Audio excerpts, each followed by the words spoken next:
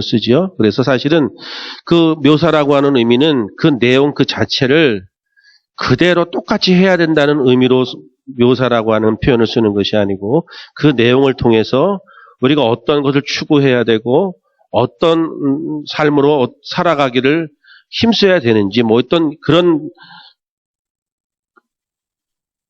의미로서 그 성경의 이야기를 묘사의 측면으로 내용을 기록하는 것이 있고요. 또 하나는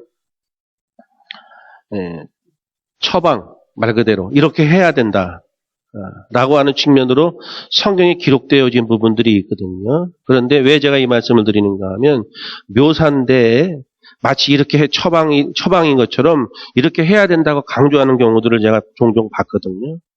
그래서 실제적으로 그것 때문에 힘들게 신앙생활하는 사람들이 많이 있어요. 성경에 나와 있는 이야기인데 이렇게 하라 그러지 않냐, 이렇게 해야 되지 않냐 그렇게 이야기하니까 그 성경에서는 묘사하면서 뭔가 상징적인 의미를 두고 어떤 큰 목표를 향해서 나가야 되는 어떤 개념, 의미로서 주어지는데 이거는 그대로 적용해야 되는 처방처럼 이야기하니까 그렇게 살지 못하는 자신들에 대해서 힘들어하는 신앙생활들이 종종 있단 말이에요. 예를 들면 제가 하나 여쭤볼게요. 성경을 통해서 보면 초대교회 좀 이따 나오겠지만 초대교회 사람들이 성령이 임하고 나서 성령을 받고 나서 어떻게 하죠? 자기의 것을 자기의 것으로 여기지 않고 공유해요. 초대교회 사람들이 성령 받고 난 이후에 누가 시키지도 않았는데 자기의 것을 자기의 것으로 여기지 않고 공유한다고요. 처방이에요, 묘사예요? 처방이에요, 묘사예요? 어려워요? 처방이에요, 예? 처방이에요, 묘사예요? 묘사죠. 이 처방이면 어떻게 해야 돼요? 우리 지금 다 등기권리증 다 갖고 오고 월급 통장 다 교회로 들어오고 실질적으로 이단들의 특징 가운데 어떤 경우 여러분들 들어보셨는지 모르지만 뭐 안산홍 뭐 이런 거 들어봤잖아요. 뭐 안산홍 증인인가? 나는 뭐 목사면서 이단에 별로 관심이 없어갖고 잘 얘기도 잘 안 하지만 안산홍 증인회라는 데가 있죠. 예? 김길장과 강길장과 여자가 교주예요. 남편도 있는데 이 여자가 하늘 어머니인가 뭐 그래요. 거기는. 예. 얘네들은 어떻게 하냐면은 결혼을 이제 두 사람이 결혼을 하게 되면 부모님으로부터 이제 집을 하나 얻어갖고 세를 어떤지 이제 얻어서 나오고 나면은 교회에서 걔네들이 뭘 하냐면은 교회에서 살 수 있는 신혼 생활할 수 있는 집을 제공해주고 가지고 있는 전세 이런 걸 빼갖고 교회에다 바치라 그래요.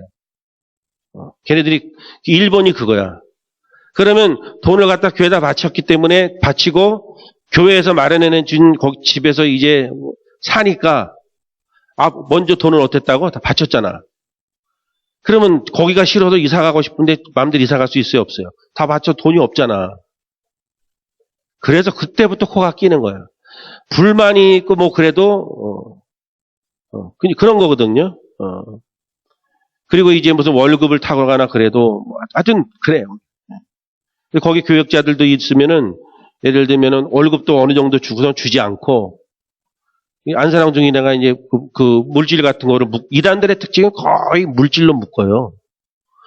기존 교회에도 성도들을 묶어놓는 게 물질이에요. 그래서 물질 설교를 많이 하고 물질 해야 많이 복을 받고 그게 강조되어지는 것은 냄새가 좀 나는 거예요. 본인은 아니라고 우길지 모르지만 그거는 아주 위험한 거거든요. 하여간에 초대교회에 이 사람들이 성령을 받고 나서 물질을 공유했다? 이건 처방이 아니거든요. 묘사거든요. 그런데 이게 처방이 되면 어떻게 돼? 지금 아까처럼 돼야 된다니까요. 근데 실제적으로 묘사를 처방처럼 강요하고 강조하는 경우들이 있거든요. 이단들도 특히 그렇고 기복적인 신앙의 형태를 취하는 공동체들이 많이 그럴 가능성이 많이 높단 말이에요. 부자 청년이 예수님에게 왔어요. 부자 청년이 어떻게 해야 구원받냐 그러잖아요. 그러니까 예수님이 그 부자 청년에게 뭐라고 말하죠? 네가 가진 거 다 가난한 사람들에게 나누어주고 쫓으라 그랬죠. 처방의 묘사예요. 어?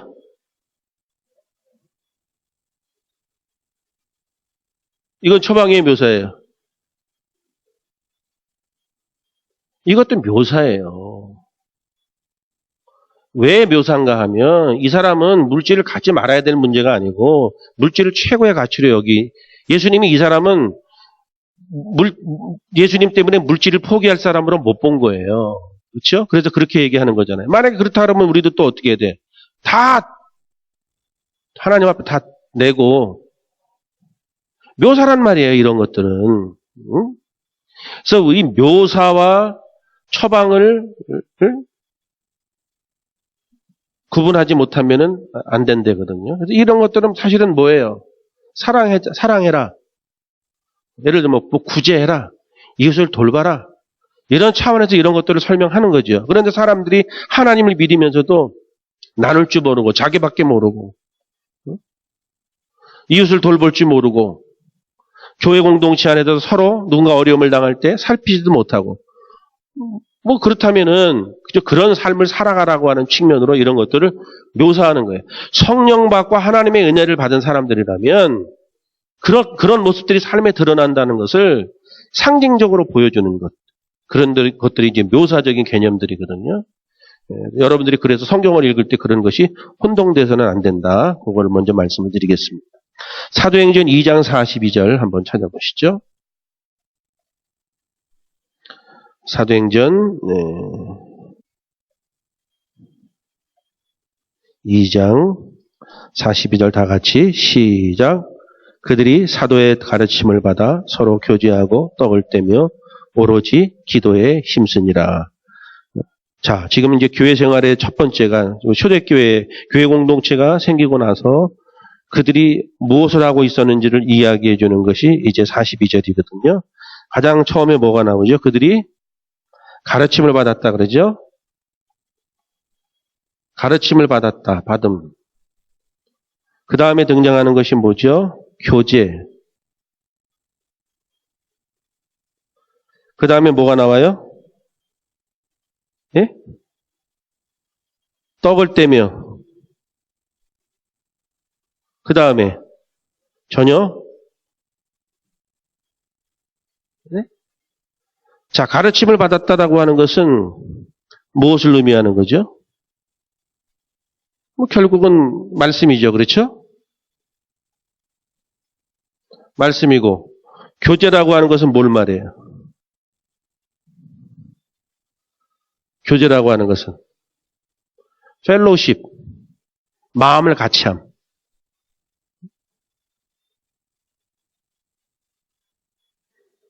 떡이라는 것은 뭐예요?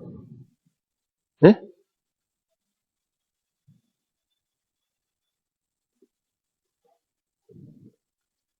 떡이라는 것은 뭐예요, 여러분? 떡을 뗀다는 얘기가 뭐예요? 네? 나눔. 뭐가 떡을 뗀다? 여기도 떡을 뗀다는 건 성찬을 의미하는데 일종의 예배라고 보면 되겠죠?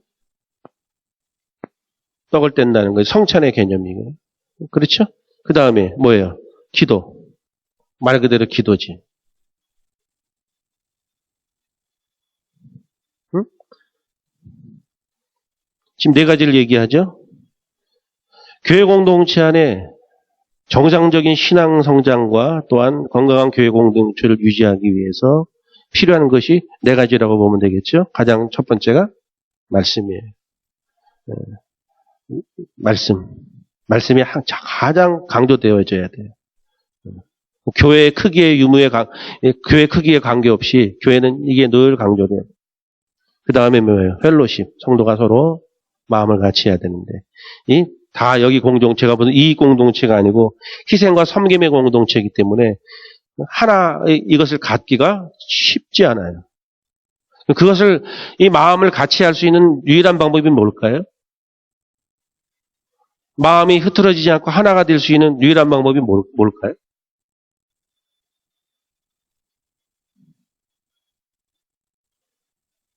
내성질을 죽이는 거? 뭘까요, 여러분? 이거 펠로십인데 목표가 같아야 돼요. 교회 공동체의 목표가 뭐예요? 영혼 구원이죠. 사도행전을 지금 제가 쭉 하고 있는데 수요일 날 하나님은 여기에만 관심이 있어요. 그래서 다 그렇게 몰고 가셔요. 그렇지 않을 때 핍박이 오고 환란이 오게 하고 그렇게 하셔요. 교회를. 영혼 구원의 본질에 충성할 때 교회가 성장해 가는 거예요. 교회 공동체가 제밥에 관심이 많기 시작하면 시끄러워지는 거예요. 영혼 구원이라는 공동적 목표에 거기에 다 한마음이 되어야 그렇죠? 그거는 영혼 구원은 애를 낳는 일과 똑같은데 애 하나가 나올 때면 다 거기에 집중해요. 우리도 지금 애 낳아야 돼. 다 거기에 집중해. 이쪽 집 저쪽 집 다 거기에 맞추는 거예요. 그러니까 그때는 싸우다가도 야 일단 싸우는 거는 애 낳고 나서 싸우자 이렇게 되는 거야. 똑같은 거야. 목적이 같아야 돼. 목표가. 그래서 우리 교회는 영혼 구원에 관련되어져서 앞으로 교회가 성장해 가면서 영혼 구원이라든지 그것을 위해서 이웃을 돕는다든지 선교를 한다든지 재정적 여유가 생기고 그러면 이거 갖고 어떻게 할까를 고민할 게 아니라 그 영혼 구원에 우리가 이걸 어떻게 사용할 것인가 이런 데에 늘 관심을 가지면 시끄러울 일이 없는 거예요. 그 다음에 말 그대로 예배. 예배가 은혜로워야 돼요. 예배가 은혜로울 수 있도록 늘 고민해야 되고 여러분들도 그런 예배가 될 수 있도록 같이 협력해야 되고 또 좋은 의견들이 있으면 같이 함께해서 예배가 은혜로워야 돼. 그 다음에 간단해 기도. 여기에 뭔 교회에 무슨 프로그램이 필요한 거예요. 목표가 같고 그 다음에 이 네 가지 요소가 같아 늘 있으면 교회는 그거로 족한 거예요. 근데 오늘날 교회 공동체는 뭐 그렇게 해서 교회가 숫자가 많아지고 부흥되어지는 거는 다 좋다고 볼 수는 있지만은 잘못하면 본질이 흔들려지거나 사람의 어떤 요구나 이런 것들에 교회가 자꾸 맞춰져 가기 시작하면 교회가 너무 재미있고 우리 교회 너무 좋은 거로 생각하는데 주님이 어떻게 보실지는 나는 잘 모르겠어요. 그래서 오늘날 교회 공동체들이 너무나 다양한 공동체들이 돼서 사람들이 좋아하는 것에 대해서 맞추어가는 공동체들인데 다시 우리가 기억해야 될 것은 교회는 이 네 가지가 교회의 중심 축이 되어야 된다는 사실을 놓쳐서는 안 돼요. 자, 에베소서 5장 19절. 교회 생활에는 이런 네 가지의 축이 있다. 에베소서 5장 19절.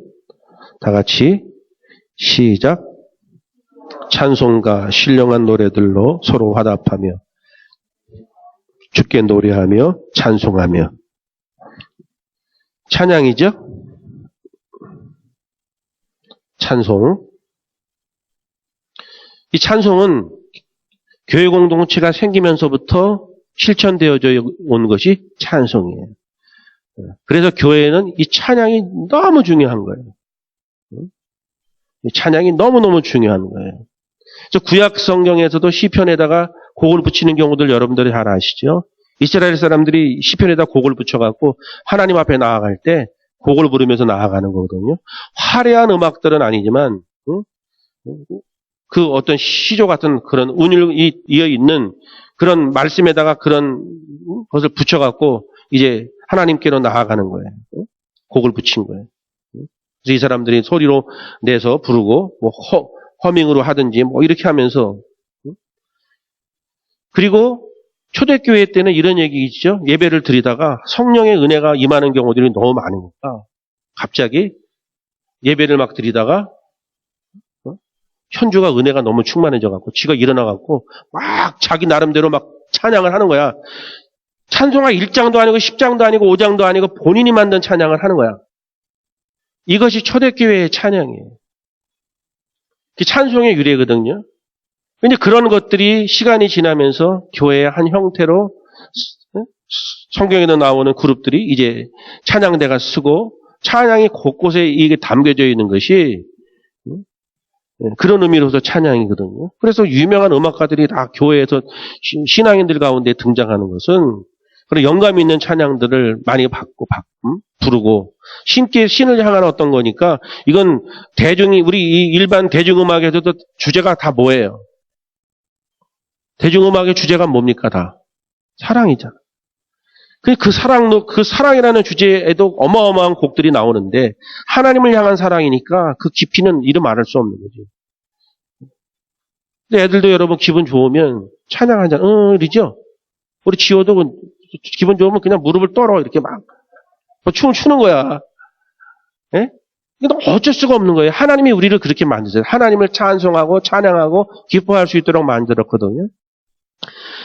그래 교회에 도대체 뭐가 중요한지 그거를 지금 제가 설명을 하는 거예요. 그래서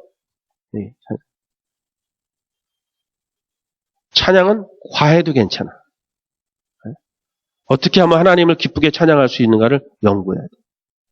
우리 교회도 지금 악기 하시는 분들이 좀 있는데 다 악기 지금 딱 기름치고 닦고 조이고 기름 쳐놔요. 우리 혜영이는 다시 플룻을 불고 싶다고 협박을 하는데 그래서 내가 우리도 교회 음악에 좀 앞에 시작하는 시그널이라 그래도 이 플룻 같은 거 분대든지 크라리넷을 분대든지 이렇게 하면은 조금 분위기가 달라지잖아요. 교회를 어떻게 하면 하나님을 찬양할 수 있을까? 찬양이 중요하다. 사도행전 20장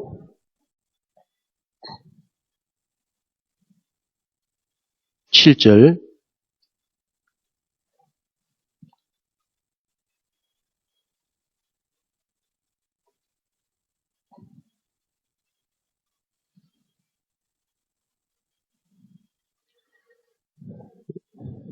20장 7절 시작. 그 주간의 첫날에 우리가 떡을 떼려 하여 모였더니 바울이 이튿날 떠나고자 하여 그들에게 강론할세 말을 밤중까지 계속하며. 아멘. 자, 여기는 무슨 얘기를 제가 좀 하려고 하는가 하면 신약교회에서 안식일을 지킬 때 신약교회에서 안식일을 지킬 때 안식일이 언제예요? 신약교회 안식일이. 네? 네?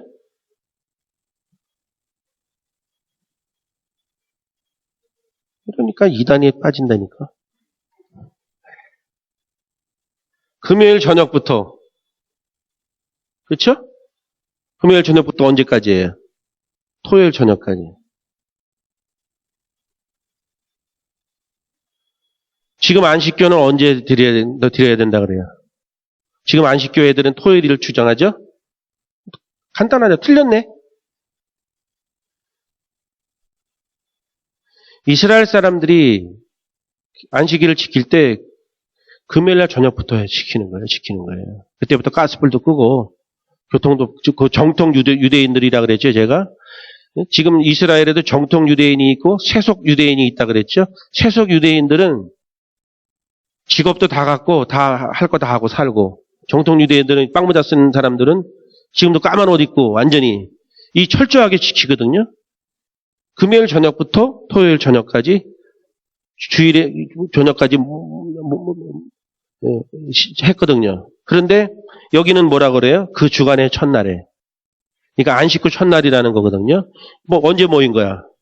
주일날 모였지. 그 주간의 첫날에. 이게 주일을 말하는 거야. 안식 후 첫날이니까. 그렇죠? 안식이 언제예요? 토요일 저녁 가니까. 토요일 안식 첫날. 그러니까 주일이죠. 그래도 주일날 모였다 이거예요. 근데 안식교는 토요일날을 계속 지켜야 되는데 자기들 나름대로의 뭐가 있을지 모르지만 이 얘기도 여기에 비추어 봐도 틀린 거다. 주장에는 근거가 없다. 토요일날 안식일이라는 근거는 없다. 그렇게 얘기하죠. 자, 고린도전서 6장 우리가 안식일이 주일이라 이거예요. 고린도전서 6장 16장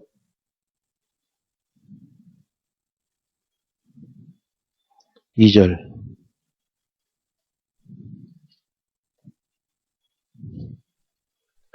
시작 16장 2절 시작 고린도전서 16장 내가 6장에 써놨어요?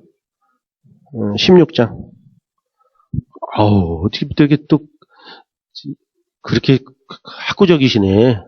하는 말을 안 듣고 여기 쓰신 거. 16장 12절, 16장 2절. 거꾸로 써놨구나, 이거를. 6장 12, 16장 2절. 다 같이 시작. 매주 첫날에 너희 각 사람이 수입에 따라 모아두어서 내가 갈 때 연보를 하지 않게 해라. 자, 지금 사도 바울이 얘기하는 거예요. 고린도 교회 성도들에게. 어떻게 해요? 매주 첫날에 너희 각 사람이 수입에 따라 어떻게 해서 모아두어서 내가 갈 때 연보를 하지 않게 해라. 그러니까 이런 거죠. 사도 바울이 왔는데, 사도 바울이 왔으니까 헌금 좀 합시다, 우리. 예? 내가 있는 데서 좀 그 짓 좀 하지 말라는 거예요. 나 보기 좀 그러니까. 미리미리 자기의 수입에 따라 매주 준비해 두었다가 내가 가면 내가 갔다고 별도의 그때 막 성경 걷지 말고 준비해 뒀다가 해라. 그 얘기거든요.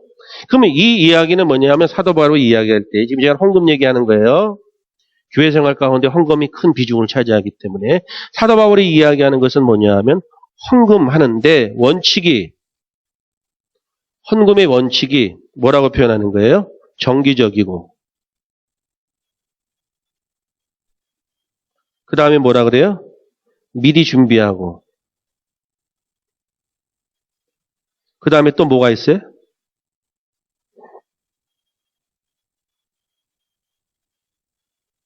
네?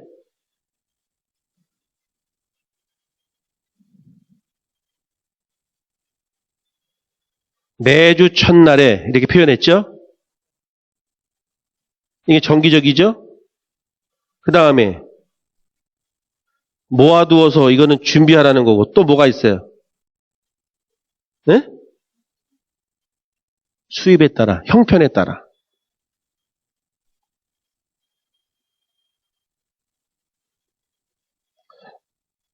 이스라엘의 5대 제사 가운데 제가 말씀드렸죠. 제사할 때 제물이 다 다르다고. 제물이 다른 이유는 사람마다 가정 형편이 다르기 때문이라 그랬죠. 심지어는 구약시대에 제사를 드릴 때 반드시 제물은 뭐여야 돼요? 짐승이어야 되잖아요. 그렇죠? 그런데 이스라엘의 5대 제사가 번제, 소제, 속죄제, 속건제, 여기 소제가 맨 마지막이고 화목제 이렇게 있으면 네 가지는 뭐예요? 이 네 가지는 짐승이에요.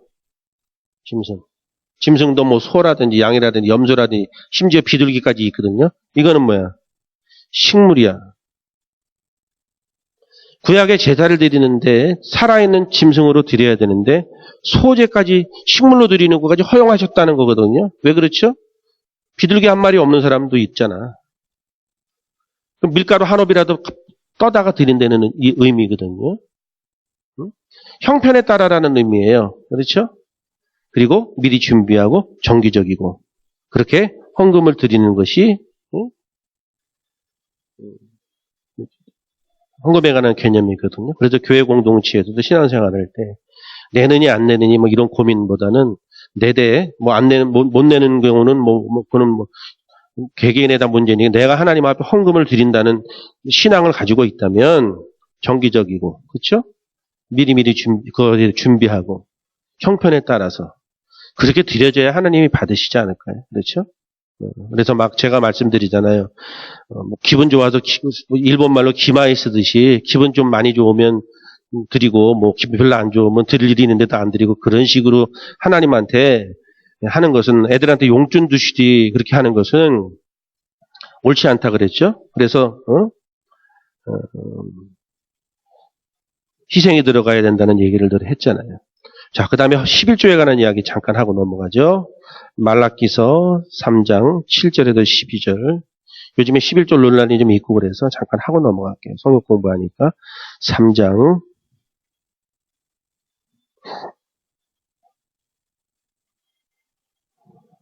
7절에서 12절. 말라기서 맨 끝에 3장 7절에서 12절 시작. 만군의 여호와가 일어나라. 너희 조상들의 날로부터 너희가 나의 규례를 떠나 지키지 아니하였도다. 그런즉 내게로 돌아오라. 그리하면 나도 너희에게로 돌아가리라 하였더니 너희가 이르기를 우리가 어떻게 하여야 돌아가리까 하는도다. 사람이 어찌 하나님의 것을 도둑질하겠느냐? 그러나 너희는 나의 것을 도둑질하고도 말하기를 우리가 어떻게 주의 것을 도둑질하였나이까 하는도다. 이는 곧 11조와 봉헌물이다. 너희 곧 온 나라가 나의 것을 도둑질하였으므로 너희가 저주를 받았느니라. 만군의 여호와가 이르노라. 너희의 온전한 11조를 창고에 들여 나의 집에 양식이 있게 하고 그것으로 나를 시험하여 내가 하늘문을 열고 너희에게 복을 쌓을 곳이 없도록 붙지 아니하나 보라. 만군의 여호와가 이르노라. 내가 너희를 위하여 메뚜기를 금하여 너희 토지 소산을 먹어 없애지 못하게 하며 너희 밭에 포도나무 열매가 기한 전에 떨어지지 않게 하리니 너희 땅이 아름다워짐으로 모든 이방인들이 너희를 복되다 하리라. 만군의 여호와의 말이니라. 어떻게 하면 돌아갈 수 있는가? 주도권을 바꾸라는 얘기죠. 그래서 11조에 관한 이야기가 지금 말라기서에 등장하는데 예전에도 내가 언젠가 말씀을 잠깐 드렸지만 잠깐 제가 좀 더 자세하게 말씀을 드릴게요. 앞으로는 점점 더 심각해질 거예요. 이 문제가 한국 교회가 고민스러워질 거예요. 11조에 대해서 찬성과 반대가 요즘에는 공론화됐어요. 지금 문제는 뭐냐면 기존에 11조를 잘 드리고 신앙을 잘 가지고 있는 분들한테는 문제가 되질 않는데 이제 11조를 드려야 되나 고민하는 사람들이라든지 앞으로 신앙생활을 하는 사람들은 문제가 될 가능성이 높아져요. 그리고 이 배후에는 영적인 배후가 있기 때문에 상당히 이건 좀 위험한 부분이거든요. 이것이 무슨 교회를 유지하고 안 유지하고의 차원의 문제가 아니고 이미 이 세상은 물질이 지배하는 세속화된 세상인데 하나님을 믿는 사람들이 그것마저 주도권을 빼앗겨버리면 저는 성도들이 하나님 앞에 헌신할 아무런 근거가 없어진다고 생각해요. 자, 그런데 지금 찬반들이 있거든요. 찬송하는 뭐냐 하면 11조는 하나님이 하라고 하셨으니까 반드시 해야 한다. 이게 찬송론자들의 이야기예요. 반대하는 사람들 가운데 얘기는 어떤 것이 있는가 하면 이것은 구약시대에 레위인들을 위해서 만들어졌다. 레위인들을 위해서 만들어졌으므로 율법과 함께 폐지되었다. 이게 반대하는 사람들의 기본적인 이야기가 이 이야기예요. 찬성은 뭐예요? 하나님이 하라고 한 거니까 반드시 해야 된다. 반대는 레위인들 때문에 생긴 것이 11조니까 이것은 구약의 율법과 함께 이미 없어진 것이다. 이렇게 얘기를 하는 거예요. 자, 그러면 창세기 14장을 한번 가보죠. 우리가 제가 창세기 예전에 제 설교 들으신 분들은 그때 제가 잠깐 얘기를 해서 우리 이보염 장로님이 그날 제가 예배 드리고 나올 때 목사님 아주 시원했다고 그때 사람들이 그런 거 갖고 논란을 가진 사람들이 있어서 그때인 것 같은데 14장에 17절부터 21절까지 시작. 아브라함이 그돌라오멜과 그와 함께한 왕들을 쳐부수고 돌아올 때 소돔 왕이 샤베 골짜기 곧 왕의 골짜기로 나와 그를 영접하였고 살레망 멜기세덱이 떡과 포도주를 가지고 나왔으니 그는 지극히 높으신 하나님의 제사장이었더라. 그가 아브라함에게 축복하여 이르되 천지의 주제이시오 지극히 높으신 하나님이여 아브라함에게 복을 주옵소서. 너희 대적을 내 손에 붙이신 지극히 높으신 하나님을 찬송할지로다 하며 아브라함이 그 얻은 것에서 10분의 1을 멜기세덱에게 주었더라. 자, 지금 이 창세기 15장은 율법 전 이야기입니까? 율법 후의 이야기예요. 네? 지금 율법 이전의 이야기잖아요. 그렇죠? 율법 이전에도 11조가 있었다 이거예요. 그럼 이 11조는 어떤 법으로 제정되어진 것이 의미로 아니고 이 사람이 보니까 뭐라 그래요? 응? 너의 대적을 내 손에 붙이신 지극히 높인 하나님을 찬송하라. 그렇죠? 멜기세덱이 그렇게 얘기를 하니까 아브라함이 어떻게 자기 얻은 것 중에서 10분의 1을 드리는 장면이 나오거든요. 이건 뭐예요? 하나님 앞에 찬송하고 하나님 앞에 영광을 돌리면서 하나님이 나에게 이 상황을 만들어 주셨다는 것을 신앙 고백하는 차원에서 드리는 것이 11조 아닙니까? 신앙 고백. 자, 여러분 간단하게 생각하시면 돼요. 우리가 이 세상을 살아나가면서 삶의 주도권이 어디에 있느냐라고 하는 가장 중요한 부분이 저는 11조라고 보거든요. 10분의 1을 하나님 앞에 드린다는, 교회에다 드린다는 것은 간단한 일이 아니에요. 그렇죠? 500만 원 버는 사람이 50만 원을 드린다? 간단하지 않거든요. 1000만 원을 버는 사람이 100만 원을 드려야 되고요. 1억을 버는 사람은 1000만 원을 드려야 돼요. 그 정도라면 이 사람의 삶의 주도권이 어디에 있다고 보는 거예요. 이렇게 나를 축복하시는 분이 하나님이라고 보는 거예요. 이게 엄청난 신앙의 뿌리가 되는 거죠. 율법 이전에서도 있었다 이거예요. 그렇죠? 율법 이전에도 있었다. 그 다음에 또 한 군데 찾아보죠. 그러니까 이 얘기를 통해서 아까 지금 멜기세덱 이야기를 통해서 자, 모세를 통해서 율법이 주어지기 전에도 이 11조가 받쳐지고 있었다. 라고 하는 것을 또 이야기하는데 거기에 대해서 반대하는 사람들 가운데는 그래도 어차피 구약시대 아니냐. 우리는 신약시대에 살고 있기 때문에 신약시대에 사는 사람들한테는 해당이 안 된다. 이렇게 얘기하는데 거기에 대한 대답을 제가 뭐라고 말씀드릴 수 있는가 하면 마태복음 23장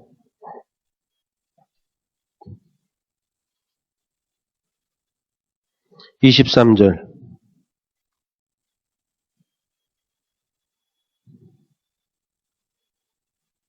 시작. 화 있을진저 외식하는 서기관들과 바리새인들이여 너희가 박하와 회양과 근체의 11조는 들이되 율법에 더 중한 바 정의와 긍휼과 믿음은 버렸도다. 그러나 이것도 행하고 저것도 버리지 말아야 할지니라. 답이 되나요? 응? 그렇죠?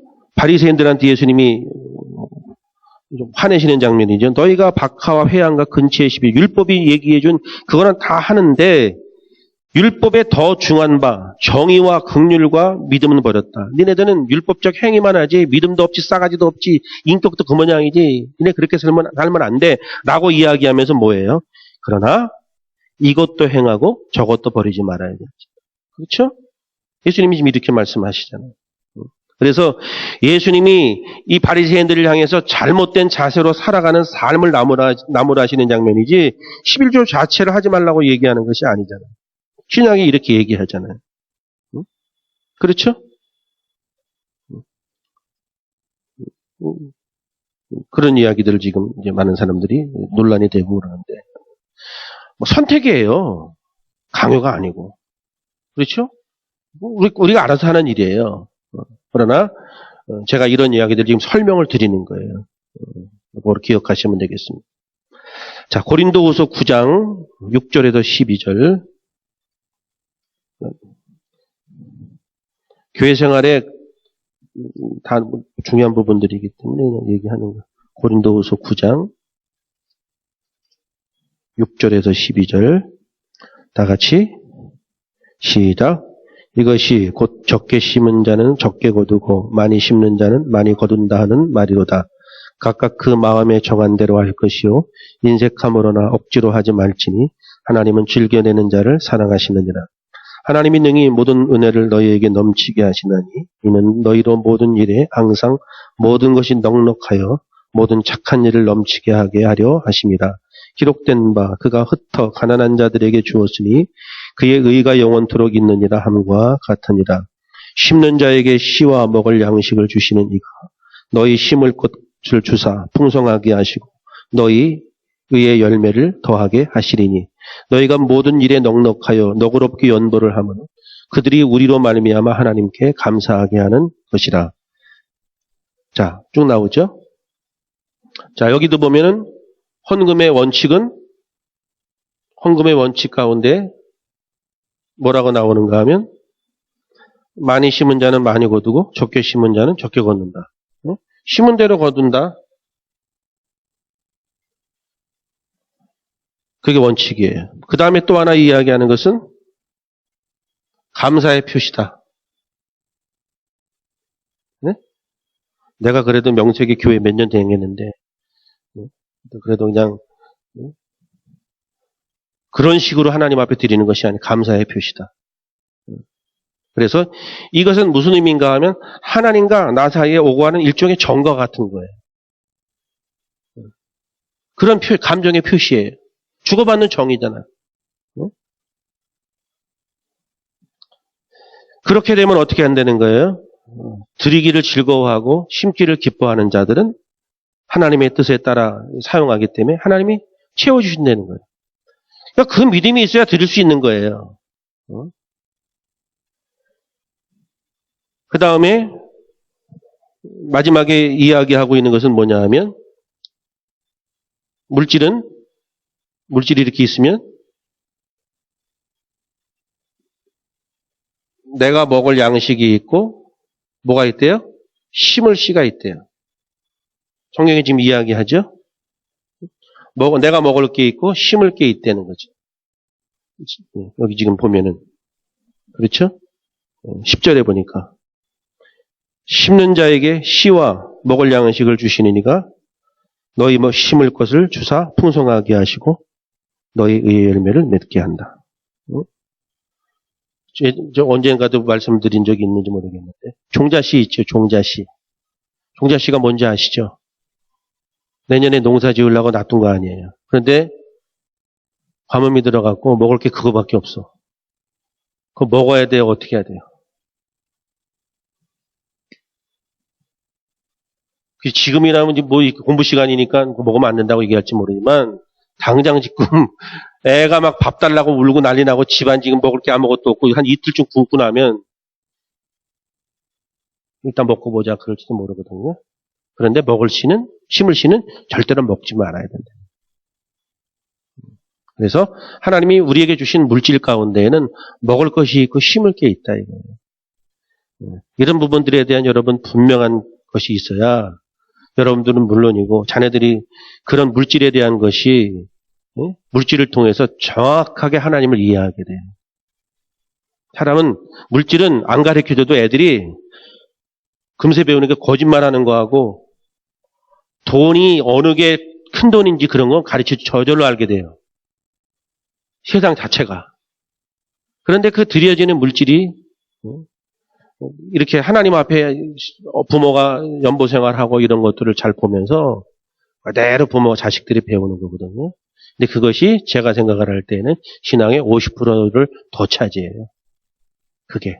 왜냐하면 기본적으로 나에게 주어진 모든 것은 하나님의 것이라는 인식들이 저절로 교육이 되어 있거든요. 심을 씨가 있고 먹을 양식이 있다. 아무리 배고프다고 얘는 먹어서는 안 된다. 교회 생활에는 이렇게 크다란 틀 가운데 몇 가지 제가 말씀을 드렸는데 처음에는 가르침, 교제, 떡을 떼는 예배, 기도 이것이 중요한 부분이죠. 그것이 교회의 건강한 교회, 좋은 교회를 유지하는 큰 것이 되고 그 다음에 또 등장하는 게 찬양에 관한 것이었고 그 다음에 우리가 드리는 안식 후 첫날 주일이 진정한 안식일이라는 의미를 얘기했고 그 다음에 헌금에 관한 이야기들을 쭉 했어요. 제가 예전에 이전 교회에서 목회할 때 우리 장로님들 계시지만 헌금 얘기 안 하는 목사로 유명하잖아요. 그래서 우리 장로님들도 저한테 헌금 얘기 가끔 하셔야지. 장로님들뿐만 아니라 성도들이 저한테 어떤 분들이 중직들이 교회가 어려우면 목사님 헌금 얘기는 좀 하시고 가르치셔야지. 그런 얘기들을 제가 여러 번 들었거든요. 그 얘기 제가 잘 안 하고 그러는데 그거 안 한다고 그렇게 말해서 해야 되는 건가요? 근데 물질이라고 하는 것은 그렇게 중요한 거예요. 사실. 그렇죠? 그래서 사람이 물질을 쓰고 이것이 어디에 중심이 있느냐 그것이 되게 중요한 거예요. 그래서 이거를 우리가 하나님 앞에 하는 것이고 하나님이 그런 우리들의 모습들을 통해서 축복하신다는 그런 믿음을 가지고 하는 거기 때문에 앞으로 우리 예슬나무 교회에도 이런 부분들이 더 하나님 앞에 기쁘게 드리고 교회 생활 기쁘게 잘하고 자손만대 복받고 좋은 하나님 말씀대로 그런 은혜가 넘치고 복된 우리 교회 공동체 될 수 있기를 주님의 이름으로 축원합니다. 오늘도 이 말씀을 통해서 하나님 우리 예슬나무 교회가 하나님이 말씀하시는 초대교회의 모습들처럼 네 가지 요소들을 잘 감당하고 늘 찬양이 넘치게 하시고 또 하나님 앞에 드리기를 기뻐하고 마음껏 드릴 수 있는 또 물질도 하나님이 우리 교회 성도들에게 축복해 주셔서 영혼을 구원하고 하나님 앞에 건강하게 쓰임받는 교회 되게 해 주시옵소서 그렇게 기도하시고 또 여러분들이 환경적으로도 물질에 공고함 받지 않고 하나님의 풍족한 축복을 받기 위해서 물질에 관해서 여러분들 기도하시고 또 돌아보면 내가 하나님 앞에 내가 쓰고 내가 하는 일에 대해서는 내가 인식감이 너무 없는데 하나님 앞에서는 너무 벌벌 떤 거 아닌가 이런 생각도 좀 하셔서 그냥 하나님 앞에 할 때 기쁨으로 감사함으로 드려서 하나님 앞에 축복을 받는 우리들이 될 수 있도록 또 하나님 앞에 자유롭게 내 감동이 인도되는 대로 자유롭게 기도하는 시간이 될 수 있기를 바랍니다. 30입니다.